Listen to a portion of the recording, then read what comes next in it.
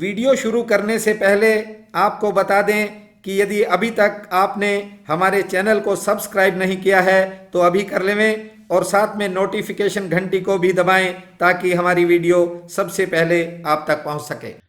वफा की आस थी जिनसे वो निकले बेवफा, पल भर में टूटे सुहाने ख्वाब कई, अब सोच समझकर कदम बढ़ाना आगे, राह दिखाने आएंगे मदारी कई। समय ने अनेक बार करवटें बदली, कई बार तो हालात ऐसे भी बने कि आप भीतर ही भीतर टूटने लगे, लेकिन तमाम बुरे हालातों में आपने कभी अपने स्वाभिमान पर कोई आंच नहीं आने दी। विषम से विषम परिस्थितियों में भी तुम्हारी खुददारी कभी कम नहीं हुई।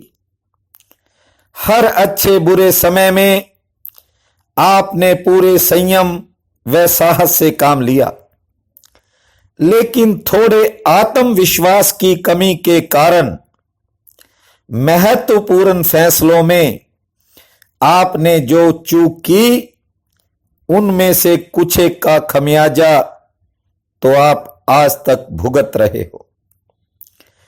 आपके अच्छे समय में बनने वाले साथी विपरीत स्थिति में भले ही आपसे दूर खड़े रहे हों, लेकिन भगवान ने कभी आपका धैर्य कमजोर नहीं पड़ने दिया। कमी यह है कि आप अपने दुखों व तकलीफों को भी किसी से साझा नहीं करते। उसका भी मुख्य कारण यह है कि कुछ विश्वसनीय लोगों ने आपका भरोसा ही तोड़ दिया। अब आप छाछ को भी फूंक मार मार कर पीते हो। समस्या आर्थिक हो या शारीरिक, सामाजिक हो या मानसिक, जहां तक होता है स्वयं हल निकालने की कोशिश करते हो। दूसरों की जरूरत आगे बढ़कर पूरी करते हो, लेकिन स्वयं ज्यादातर काम अपने ही बलबूते पर निकालना पसंद करते हो। अफसोस तब होता है जब अपने लोग तुम्हारी भावनाओं से खेलने लगते हैं। तुम्हारी खुद की भूलें भी तुम्हें कई बार नुकसान पहुंचा चुकी हैं। किसी की लुभावनी बातों में फंसकर अपना नुकसान करवाने के बावजूद फिर दूसरों की बातों में आ जाते हो।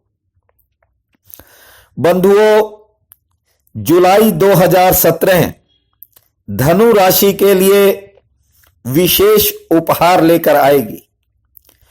सूर्य और मंगल की संयुक्त दृष्टि से रुके हुए कार्यों में सुधार होगा, वे गतिशील होंगे।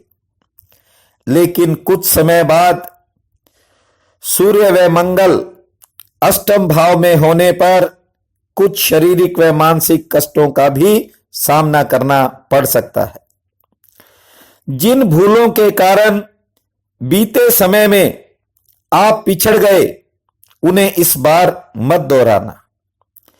और यह भी मत कहना कि कोई उपाय बता दो।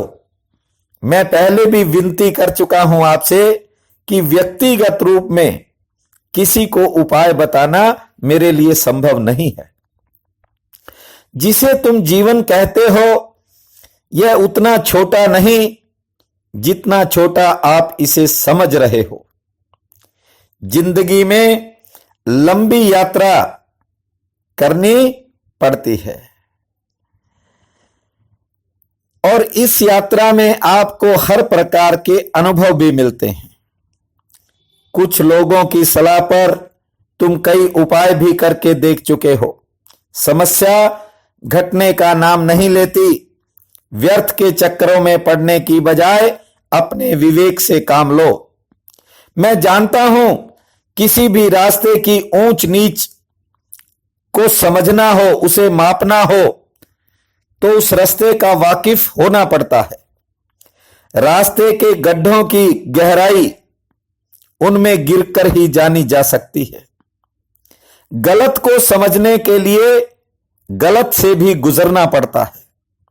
इतना ही नहीं, शत्रु की सही पहचान के लिए उसका भी परिचित होना पड़ता है। इसके अलावा दुनिया में कोई उपाय भी नहीं है।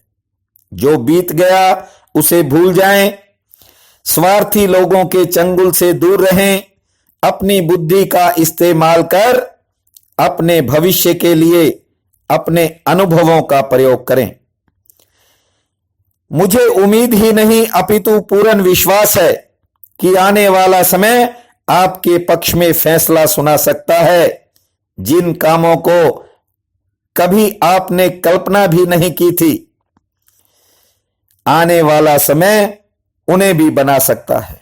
इससे पहले कि मैं आपको वर्ष 2017 के जुलाई महीने में धनु राशि का राशिफल सुनाऊं, मेरा निवेदन है आपसे कि जिन्होंने अभी तक हमारे इस चैनल को सब्सक्राइब नहीं किया है वे जरूर करें, ताकि भविष्य में आने वाली सभी वीडियोस का आपको सीधा लाभ मिल सके। पसंद आए तो शेयर व लाइक करना न भूलें। बहनों और भाइयों, आप सबको मेरा नमस्कार है।